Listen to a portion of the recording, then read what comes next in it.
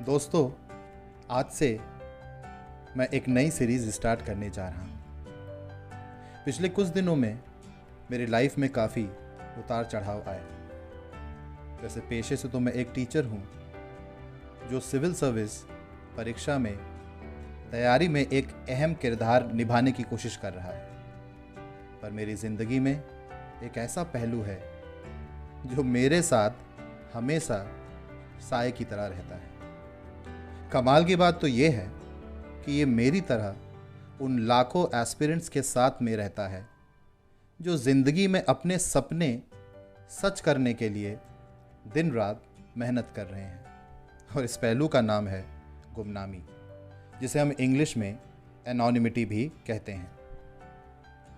दोस्तों, सपनों पे किसी का हक नहीं होता।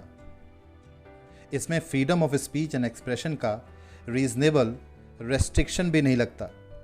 ये हमारे खुद के होते हैं, जिन्हें हम या तो अपनी स्कूल की डायरी में छिपा कर रखते हैं या तो अपने किसी फ्रेंड की स्लैम बुक भरते हुए अनजाने में जाहिर कर देते हैं। धीरे धीरे हमारे सपने अपना आकार और दायरा बदल देते हैं। जैसे जैसे हमारे मस्तिष्क यानी ब्रेन का डेवलपमेंट होता है, वैसे वैसे हमारे सपने भी बदलते हैं। हमारे भारत की आबादी 130 करोड़ से भी ज़्यादा है, जिसमें हम दो तरह के लोग देखते हैं। एक तरफ 99% पॉपुलेशन है जो एक कैटेगरी है, जिसे हम सोशोलॉजी की टर्मिनोलॉजी में सोशल स्ट्रैटिफिकेशन भी कहते हैं। सिर्फ 1% ऐसी जनसंख्या होती है जो फाइनली ये डिसाइड करती है कि हमें अपने सपनों को पूरा करना है। और अगर हम इस 1% पॉपुलेशन का 10% निकालें और कैलकुलेट करें तो ये अराउंड 13 लाख के आता है। इन 13 लाख को हम एक कैटेगरी बोल सकते हैं, और ये कैटेगरी क्रिटिकली इंडेंजर्ड कैटेगरी से भी खतरनाक है, क्योंकि ये इतनी गुमनाम है कि IUCN की थ्रेटेंड लिस्ट में भी इनको जगह नहीं मिलती। मैंने इन्हें क्रिटिकली इंडेंजर्ड कैटेगरी क्यों बोला है? बिकॉज इन्हें नहीं पता, इन्हें अब तक नहीं पता कि ये बहुत जल्द गुमनामी की ज़िंदगी बिताने वाले हैं। इन अलग प्रजाति पे तो मैं बाद में आऊँगा। पहले मैं 99% की बात कर लेता हूँ। इनकी ज़िंदगी में एक ग्राफ होता है। उस ग्राफ में उन्हें सेटिस्फैक्शन नामक क्वालिटी से नवाजा जाता है। इसमें इकोनॉमी का बहुत बड़ा रोल होता है, जैसे कि एक फिक्स सैलरी, खुद का घर, एक छोटी सी फैमिली में हमारे दो की फिलॉसफी के साथ सामाजिक या फिर सोशल नॉर्म्स को फॉलो करना ही इनकी ज़िंदगी बन जाती है। खैर, पर इनमें से भी कुछ ऐसे होते हैं, जैसे कि गौरव अग्रवाल, जो वापस से क्रिटिकली इंडेंजर्ड कैटेगरी में छलांग मारना चाहते हैं। बिल्कुल उसी तरह जिस तरह गौतम बुद्ध ने अपनी लैविश जिंदगी को छोड़ करके निर्वाणा प्राप्त करने के लिए भटकना स्वीकार किया।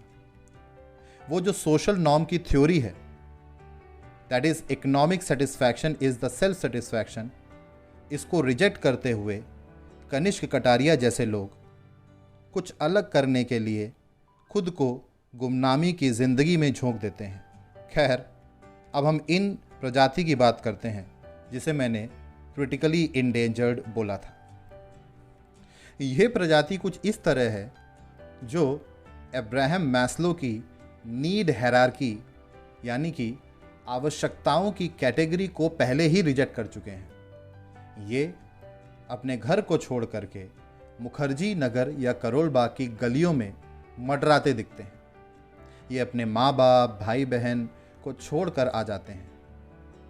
इनकी ज़िंदगी में कुछ अलग टाइप की इश्यूज इंपॉर्टेंस देने लगते हैं, जैसे कि चाय पीने से पहले पूरे महीने का बजट कैलकुलेट करना, या फिर अगर गलती से किसी दिन रेस्टोरेंट पहुंच गए तो वहाँ पे रेस्टोरेंट के बिल में GST और सर्विस टैक्स को कैलकुलेट करके सुप्रीम कोर्ट की वर्डिक्ट से जोड़ना, या फिर इनके लिए इलेक्ट्रिसिटी के बिल की यूनिट्स एक चुटकी सिंदूर की तरह हो जाती है और लैंडलॉर्ड यहाँ पे रमेश बाबू के किरदार में नजर आने लगते हैं।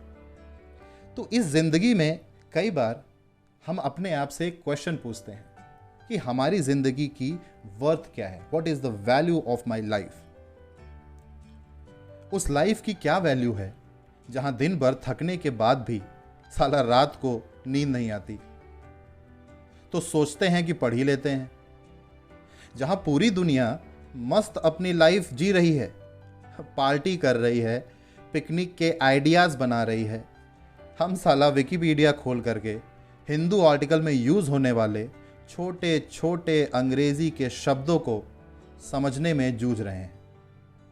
जहां खुद प्रधानमंत्री जी अपनी पावर्स को जानना नहीं चाहते, पर हम किसी स्टेट के एक छोटे से मिनिस्टर की पावर और रिस्पॉन्सिबिलिटीज़ पे विजन आईएएस के एमसीक्यू सॉल्व कर रहे हैं।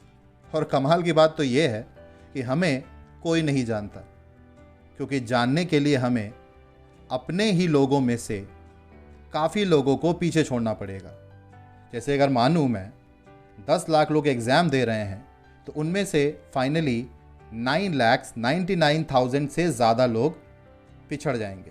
दैट मीन्स हमको फाइनली अपना नाम करने के लिए हमारे ही तरह गुमनाम लोगों में से कुछ लोगों को और गुमनाम बनाना पड़ेगा। कितनी टफ हो जाती है ये ज़िंदगी। मुझ में और आप में कुछ ज़्यादा अंतर नहीं है, पर हाँ, I am someone who has seen this examination from very close. मुझे एक स्टूडेंट का भी एक्सपीरियंस है और एक टीचर का भी। इनसोम्निया नामक एक वहम होता है जो किसी को तब होता है जब उसकी लाइफ में कोई ऐसी घटना घट जाती है जिसे वो पूरी ज़िंदगी नहीं भूल पाता। और एक तरफ हम हैं जो हर रोज़ लड़ रहे हैं। हम अपने 4x4 के कमरे में दिन भर स्टडी टेबल के सामने बैठकर हिंदू और लक्ष्मीकांत के एक छोटे से वर्ड को भी चश्मा लगाकर ध्यान से अपने रजिस्टर में वो दर्जा दे रहे हैं। अगर हमने वो दर्जा किसी और को दे दिया होता तो शायद आज सोनू के कहने पर टीटू को अपनी स्वीटी छोड़ने में 2 मिनट भी नहीं लगता। यार, लोग तो चीज़ों को यूं ही छोड़ देते हैं। हमने हर टॉपिक को शिद्दत से समझने के बाद ही डिसाइड किया है कि ये हमारे लिए फ्यूचर में रेलिवेंट है या नहीं है। यार, हमने तो एक पत्थर की मूरत से लेकर के अपने दिमाग में एक इमेजिनरी कॉन्सेप्ट से बातें की हैं। न जाने कौन कौन से प्लान अपने आप से बना डाले हैं जिसकी ज़माने को अभी खबर भी नहीं है। पर हैं कौन हम? खुद को तो बहुत कुछ समझते हैं, पर ज़माने के लिए तो गुमनामी है ना हम। अब इस गुमनामी के साथ तो जीना ही पड़ेगा। और इसी गुमनामी में हमें हिस्ट्री को अशोका से अकबर, ज्योग्राफी को कश्मीर से कन्याकुमारी और इकोनॉमी को वॉल स्ट्रीट से मुंबई की दलाल स्ट्रीट तक समझना है। और इसके लिए हमारे पास 1 साल है, जिसे मैं अगर सीसैट के कैलकुलेशन में चेंज करूं, it comes out to be 3,15,36,000 seconds. 1 साल में मेरे पास 3,15,36,000 सेकेंड है। वो कहते हैं ना कि पल पल जीना सीखना चाहिए, हम वही कर रहे हैं यहाँ पर। तो इस गुमनामी की ज़िंदगी में हम कब तक जिएंगे?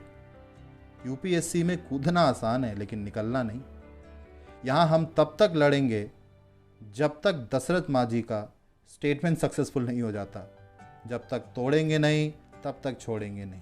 दैट मीन्स इन 3,15,36,000 सेकेंड्स को हम मल्टीप्लाई बाई 6 तक कर सकते हैं, बिकॉज हमारे पास 6 अटेम्प्ट हैं। तो इतना पहाड़ जैसा सिलेबस तो हम लड़ ही सकते हैं, बिकॉज अगर हमने कभी पढ़ा होता तो आज हमको यहाँ पर आ करके अपने आप को प्रूव करने की ज़रूरत नहीं पड़ती। तो यहाँ पे पढ़ना नहीं है, यहाँ पे लड़ना है। पढ़ तो हम लेंगे ही अगर हम किताबों का पता चल जाए, या फिर अगर हम सीधे शब्दों में बात करें तो लोग वही किताबें पढ़ते हैं, सब वही टेस्ट सीरीज़ लगाते हैं। अंतर बस कॉन्फिडेंस का होता है जनाब। जब हम पढ़ रहे हैं तो तो चीज़ें हमें कितनी समझ में आ रही हैं। कहीं ऐसा तो नहीं कि यहाँ हम जीसी लियोंग में वेदर सिस्टम पढ़ रहे हैं और वहाँ हमारे दिमाग में कुछ और ही चल रहा है, कि हमें ये नहीं समझ में आ रहा है कि हम तैयारी करें या पार्ट टाइम नौकरी कर लें या किसी एग्ज़ाम का फॉर्म ही भर दें। हमारे घर में बहुत दिक्कतें हैं भाई। ऐसा तो नहीं हमारा टाइम भी वेस्ट हो जाए और हम कुछ लाइफ में कर ही ना पाएं। जब तक इतनी अनसर्टेनिटी हमारे दिमाग में चलती रहेगी, हम घंटा कुछ समझ नहीं पाएंगे। और यहीं पे रोल आ जाता है आत्मविश्वास का, that is called as self motivation. क्योंकि पढ़ने के लिए तो पूरा साल पढ़ा है और उस साल को हम 6 गुना मल्टीप्लाई भी कर सकते हैं। और वही करने तो हम यहाँ आए हैं, हम पढ़ने ही तो आए हैं। पर जब तक हमारे दिल में इतनी ताकत नहीं आएगी कि हम 3,15,36,000 सेकंड में एक एक सेकंड में अपने आप को मोटिवेट कर सकें, जिंदगी बहुत लंबी लगने लगेगी बाबू मोशाय, और ड्रीम्स कम होने लगेंगी। पर अगर हम ये सीख गए कि इस गुमनामी भरी ज़िंदगी में हमें अपनी लाइफ में वो चेंजेस लाने हैं जो आने वाले वक्त के लिए लेसन्स होंगे, तो हमारी ज़िंदगी यूज़फुल हो जाएगी। जब हमारे लेसन्स को लोग सुनने के लिए अपने कानों में हेडफोन लगा करके रिवाइंड कर कर के सुनेंगे, तब आपको उसी गुमनामी वाली ज़िंदगी का मतलब समझ में आएगा। तो तब तक गुमनामी मुबारक हो, मुस्कुराइए, आप गुमनामी में हैं। इसमें एक अलग ही मज़ा है यार। मैं जब छोटा था और अपनी नानी के घर जाता था, तो वहाँ पे गंगा नदी पे एक पुल था, उसे हम पीपे का पुल कहते थे। That was called as a floating bridge. जब हम उस पर चलते थे तो वो डगमग डगमग करता था और मुझे बहुत डर लगता था, बट फिर भी मैं हर रोज़ पीपे के पुल पे चलने के लिए जाता था। तो पता नहीं क्यों उस डगमगाते पुल पे संभलना मुझे बहुत अच्छा लगता था। हमारी लाइफ भी उसी फ्लोटिंग ब्रिज पे खड़े एक छोटे से लड़के जैसी है। हम गुमनामी में डगमगा तो रहे हैं, पर हर पल ये भी सीख रहे हैं कि अपने कदमों को संभालना कैसे है। लाइफ में आगे हम कभी नहीं गिरेंगे, क्योंकि हमने जीना ही इनस्टेबिलिटी में सीखा है। आशा करता हूँ कि आप आज अपने आप को पहचान रहे होंगे। सफ़र लंबा तो है, पर मज़ेदार बहुत है। हंसते मुस्कुराते रहेंगे तो आराम से सफ़र कट जाएगा। आशा करता हूँ कि आपको मेरा संदेश समझ में आ गया होगा। अगर आपको समझ में आया तो अपने विचार, अपने थॉट्स ज़रूर कमेंट बॉक्स में शेयर करें, और इस वीडियो को इतना शेयर करें कि आखिरी एस्पिरेंट तक मेरी आवाज़ पहुँचे। Thank you so much.